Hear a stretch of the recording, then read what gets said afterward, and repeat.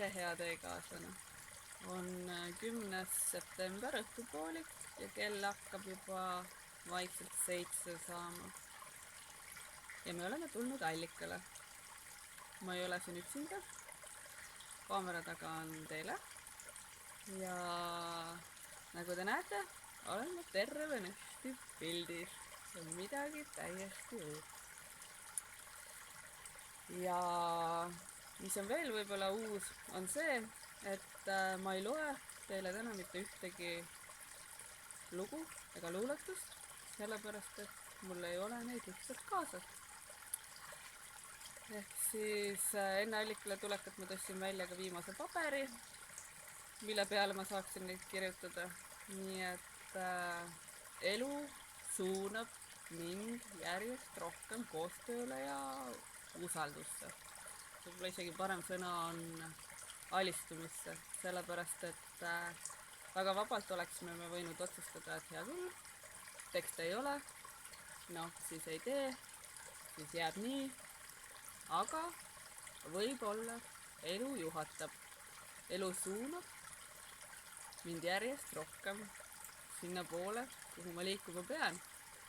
Ja kui te mäletate, siis oma esimestes videodes ma väljendasin seda, et ma tegelikult ei tea, kuhu need tekstid mind viivad.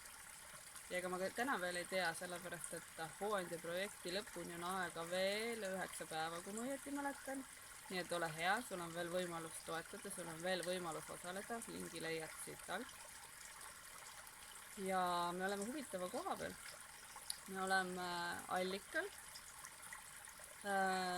mis oli üheks oluliseks punktiks ka minu esimese hooandja video filmimisel. Et kes mäletab, siis raamatu Kukkudes armastusse video üks lõik sai samuti siin filmitud. Nii et siin on hea koht tänada teid, kes te juba toetasite. Ja tänada teid, kes te olete toetanud juba käesolevat projekti. Tänada teid, kes on saanud hoida juba raamatut käes.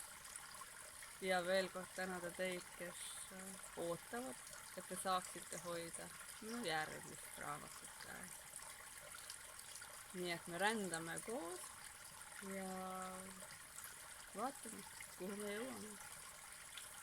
Usaldades. Aitäh teile!